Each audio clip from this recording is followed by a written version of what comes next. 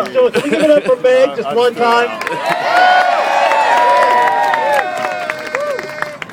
All right, so as we get started, I want you to go ahead and hold your fist in the air for me and repeat after me in a voice loud enough for them to hear us in the halls of justice. History is watching. History is watching. History is watching. History is watching. Elena Kagan.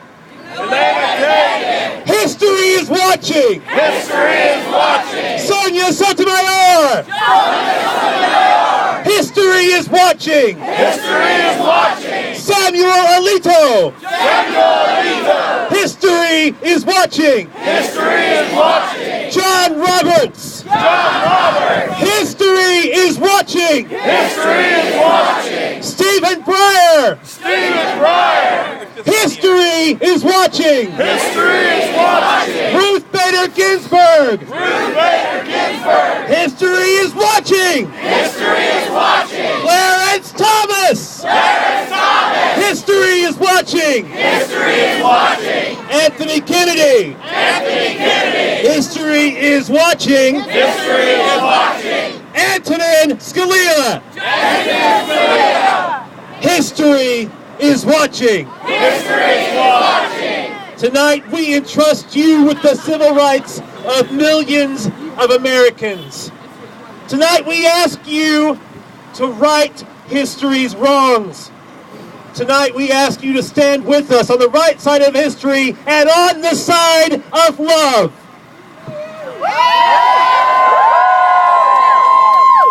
And tonight, my brothers and sisters, we have been entrusted to finish the fight started over 40 years ago at the Stonewall Inn. We have been asked to speak for Harvey Milk and Matthew Shepard and countless other voices silenced by hate. Tonight, we have been asked to light the way for future generations.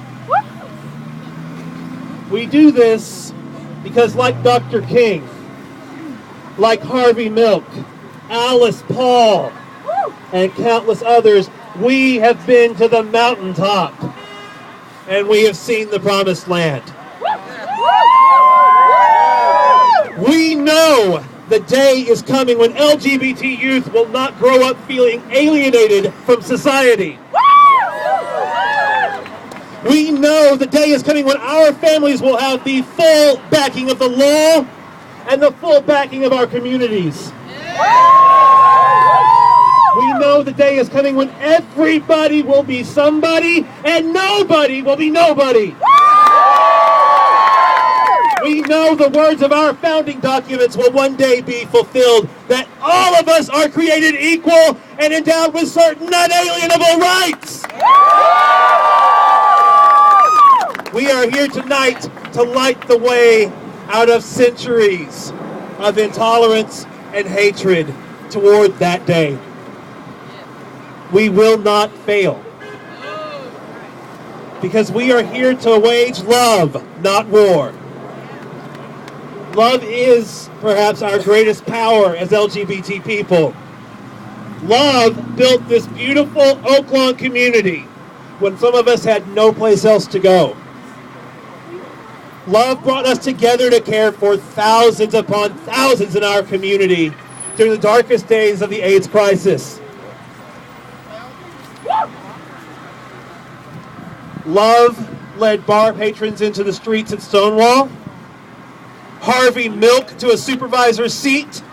It defeated Don't Ask, Don't Tell. Love has changed the world again and again and again. Love will not fail us now. To quote Shakespeare, for stony limits cannot hold love out. No matter what law they pass, no matter what sermon they preach, what lies they tell, love always wins. Say it with me, love always wins. Love always wins. Love always wins. Love always wins. Marriage is about commitment. And tonight I'm going to ask you to make a commitment to yourselves to your families, to the future of our community.